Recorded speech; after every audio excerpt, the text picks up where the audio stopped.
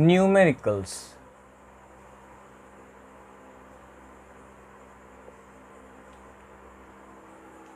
पहले हम कुछ इजी सम करेंगे बोर्ड्स लेवल, फिर लास्ट में हम डिफिकल्ट सम करेंगे। एक पॉइंट है B, इसका पोटेंशियल है, B पॉइंट का पोटेंशियल है -10 वोल्ट्स, ठीक है। और A पॉइंट का पोटेंशियल मालूम नहीं है, ये अननोन है। बताया गया है कि एक 4 कूलम चार्ज को यहां से यहां तक लाने में 100 जूल वर्क करना पड़ा। 4 कूलम चार्ज को लाने में यहां से यहां लाने में 100 जूल्स वर्क करना पड़ा। तो सवाल यह है कि A का पोटेंशियल कितना है। What is the potential of A if in bringing a 4 coulomb charge from B to A 100 joule of work is done given that the potential of B is -10 volts। इस point का potential -10 volt, इस point का potential unknown है और हमें इस point का potential को निकालना है। 4 कूलम चार्ज को यहाँ से यहाँ तक लाने में 100 जूल ऑफ वर्क करना पड़ा है। तो मान लेते हैं कि इस पॉइंट का पोटेंशियल है V, तो पोटेंशियल डिफरेंस कितना होगा, V माइनस ऑफ -10। ये है पोटेंशियल डिफरेंस। पोटेंशियल डिफरेंस में यानी अगर दो पॉइंट के बीच पोटेंशियल डिफरेंस हो V वोल्ट, अब मान लो 10 वोल्ट पोटेंशियल डिफरेंस है फॉर एग्जांपल, तो यानी इसका मतलब क्या होता है कि 1 कूलम को यहाँ से यहाँ तक लाने में 10 जूल्स वर्क करना पड़ता है। 1 कूलम को यहाँ से यहाँ तक लाने में, यानी पोटेंशियल डिफरेंस अगर हो V, तो अगर चार्ज हो Q तो वर्क डन होता है इतना। तो यह पॉइंट का पोटेंशियल डिफरेंस कितना हुआ, इसका पोटेंशियल भी मान के चलते हैं, मालूम नहीं, इसी को निकालना है। और 4 कूलम चार्ज को लाया गया है तो इतना होगा potential difference into charge, potential difference into charge, तो यही होगा work done 100 joules. Potential difference into charge 100 joules. इसको सॉल्व करेंगे और निकालेंगे। V +20 हो जाए +10 हो जाएगा इंटू 4 इक्वल टू 4V +40, यानी 4V equal to 100 - 40 equal to 60, यानी V equal to 60 divided by 4 equal to 15। इसको वोल्ट बोलेंगे, यानी इस पॉइंट का पोटेंशियल है 15 वोल्ट्स। नेक्स्ट क्वेश्चन ले लेते हैं।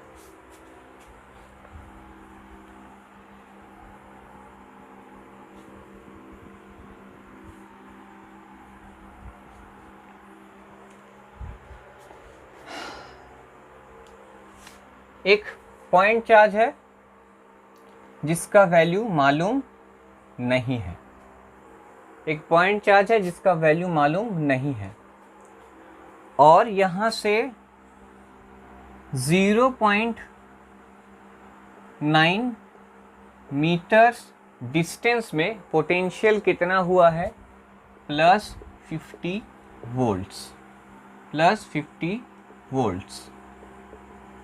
इस Q का वैल्यू कितना है मालूम करो, ये पूछा गया है। एक अननोन चार्ज है, इससे 0.9 मीटर डिस्टेंस में पोटेंशियल है +50 वोल्ट्स, तो इसका वैल्यू कितना होगा और साइन भी क्या होगा, ये क्या पॉजिटिव चार्ज होगा या नेगेटिव चार्ज होगा, ये भी पूछा गया है। तो ये सिंपल सा सवाल है। पॉजिटिव पोटेंशियल हुआ है यहाँ पे, तो ये डेफिनेटली ये पॉजिटिव चार्ज होगा, क्योंकि पॉजिटिव चार्ज की वजह से पॉजिटिव पोटेंशियल क्रिएट होता है। तो अभी इसका वैल्यू निकालना है। तो Q चार्ज के वजह से R डिस्टेंस में किसी पॉइंट पे, Q चार्ज की वजह से R डिस्टेंस पे किसी पॉइंट पे पोटेंशियल होता है KQ/R। K क्या होता है, 1/4πε0। अब इसी फॉर्मूले को लगा दो, KQ/R। तो V की जगह पे 50 बैठाया, K की जगह पे 9 × 10⁹ बैठाया, Q तो पता नहीं है, R की जगह पे 0.9 बैठाया, और यहाँ से हम कैलकुलेट करेंगे Q का वैल्यू लगभग आएगा 5 × 10⁹ 9 कूलम। ये आंसर होगा। एकदम सीधा सीधा सवाल है, सीधा सीधा सवाल है, कोई डिफिकल्ट नहीं है। प्लस क्यू चार्ज की वजह से अननोन चार्ज 0.9 मीटर डिस्टेंस पे किसी पॉइंट पे पोटेंशियल है 50 वोल्ट, तो क्यू का वैल्यू कितना होगा। सिंपल सा क्वेश्चन है। अभी हम तीसरा सवाल ले लेंगे।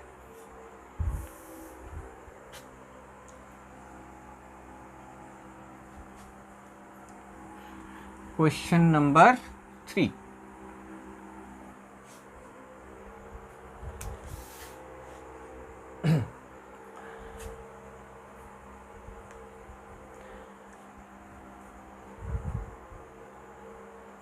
एक बताया गया है कि एक क्यू चार्ज से कुछ डिस्टेंस में, क्यू अननोन है और डिस्टेंस भी बताया नहीं गया है।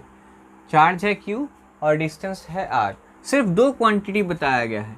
इस पॉइंट पे पी पे इलेक्ट्रिक फील्ड का वैल्यू बताया गया है 20 न्यूटन पर कूलम और इसी पॉइंट पे पोटेंशियल हुआ है 10 वोल्ट। तो पूछा गया है क्यू का वैल्यू कितना है और डिस्टेंस कितना है। ये दो क्वेश्चन पूछा गया है। क्यू अननोन है चार्ज, इससे आर डिस्टेंस ये भी अननोन है, दोनों अननोन है। पर ये इतना बताया गया है कि एक पॉइंट पी पे इलेक्ट्रिक फील्ड का वैल्यू हुआ है 10 न्यूटन पर कूलम और पोटेंशियल का वैल्यू है 10 वोल्ट्स। तो अभी क्यू का वैल्यू निकालना है। देखो कैसे करेंगे। क्यू चार्ज से आर डिस्टेंस पे इलेक्ट्रिक फील्ड का वैल्यू कितना होता है, के क्यू बाई आर स्क्वायर, यहाँ पे स्क्वायर आता है। और पोटेंशियल का वैल्यू कितना होता है, के क्यू बाई आर होता है। सिर्फ इतना याद रखना है, यहाँ पे आर स्क्वायर, यहाँ पे आर। अभी ई बाई वी कर दें तो क्या होगा, K Q by R square into R by K Q. यहाँ से कितना निकलेगा, आर स्क्वायर, आर कटा और के क्यू गया 1 बाई आर। अभी ई का वैल्यू 20 बैठाएंगे और वी का वैल्यू 10 बैठाएंगे तो भाई 1 बाई आर का वैल्यू इतना आएगा। तो 1 by R equal to 20, R equal to 10, यानी R equal to 10 by 20 equal to 1 by 2 equal to 0.5 metres. निकल गया, यानी डिस्टेंस होगा 0.5 मीटर्स। अभी हमको क्या करना है, पोटेंशियल निकालना है। इसी का वैल्यू को हम यहाँ पे अगर बैठा दें तो पोटेंशियल का वैल्यू भी पोटेंशियल नहीं, चार्ज का वैल्यू निकालना है। और इसी क्वांटिटी को यहाँ पे अगर हम बैठाएं मान लो कि पोटेंशियल के कॉन्सेप्ट में हम बैठाते हैं इसको, पोटेंशियल के क्वांटिटी में हम इसी वैल्यू को पुट करेंगे। मान लो v equal to K Q by R, तो v कितना है 10 और k का value 9 into 10 to the power 9, q का वैल्यू पता नहीं, r का वैल्यू 0.5। सारा क्वांटिटी को बैठा के q का वैल्यू आएगा लगभग 0.55। मैंने पहले ही निकाल के रखा है, इसीलिए कर सकता हूं, आपको निकालना होगा इतना कूलम। तो 3 सवाल हो गया, सिंपल 3 सवाल।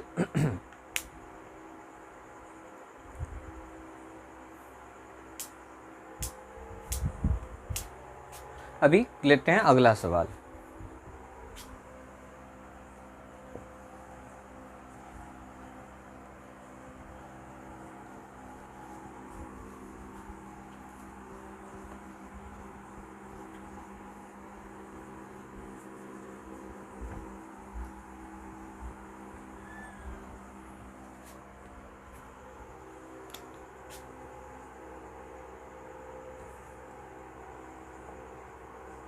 Question number 4।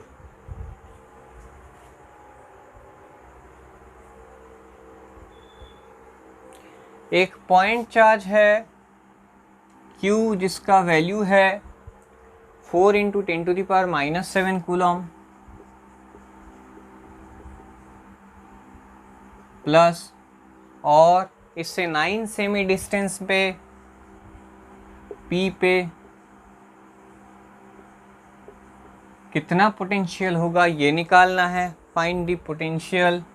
तो Q का वैल्यू कितना है, 4 into 10 to the power -7 coulomb.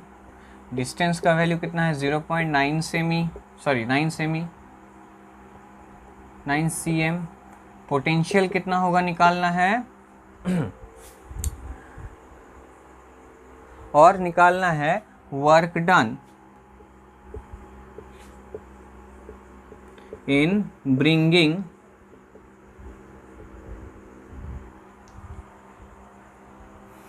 Two into 10 to the power -9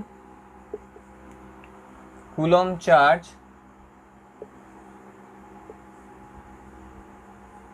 from infinity to this point.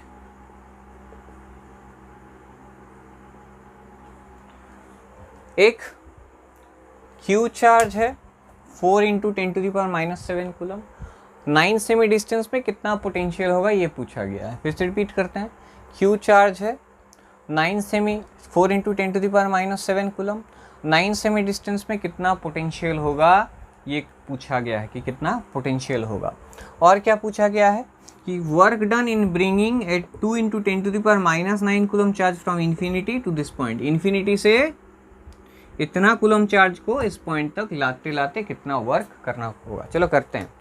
तो पोटेंशियल क्यू चार्ज के वजह से आर डिस्टेंस पे कितना पोटेंशियल होता है के क्यू बाई आर। बैठा देते हैं वैल्यूज़ को के 9 into 10 to the power 9 into 10 to the power 9 charge का value 4 into 10 to the power -7 और डिस्टेंस वैल्यू 0.09 मीटर्स, क्योंकि मीटर में देना है, मीटर में करना है।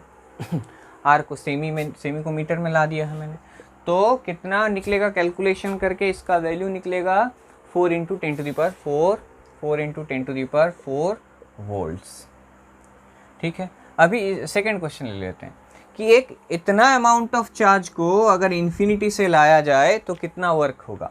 इतना अमाउंट ऑफ चार्ज को इन्फिनिटी से यहाँ तक लाते लाते कितना वर्क होगा। अच्छा एक बात बताओ, किसी भी पॉइंट का पोटेंशियल इतना वोल्ट मतलब क्या कि एक 1 कूलम पॉजिटिव चार्ज को यहाँ से यहाँ तक लाने में, इन्फिनिटी से उस पॉइंट तक लाने में, एक 1 कूलम पॉजिटिव चार्ज को इन्फिनिटी से इस पॉइंट तक लाते लाते इतना जूल वर्क करना पड़ेगा।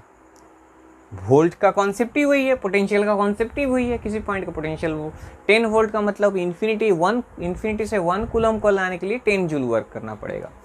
तो 1 कूलम के लिए अगर इतना हो तो इतना कूलम के लिए कितना होगा। सीधे सीधे work done equal to potential into charge कर देंगे। तो पोटेंशियल का value 4 into 10 to the power 4 और चार्ज का value 2 into 10 to the power -9। 1 coulomb के लिए इतना, तो इतना कूलम के लिए कितना वर्क डन करना होगा, सीधे सीधे मल्टीप्लिकेशन। तो इसका वैल्यू आएगा 8 into 10 to the power -5 joules. ये भी हो गया। लेते हैं अगला सवाल।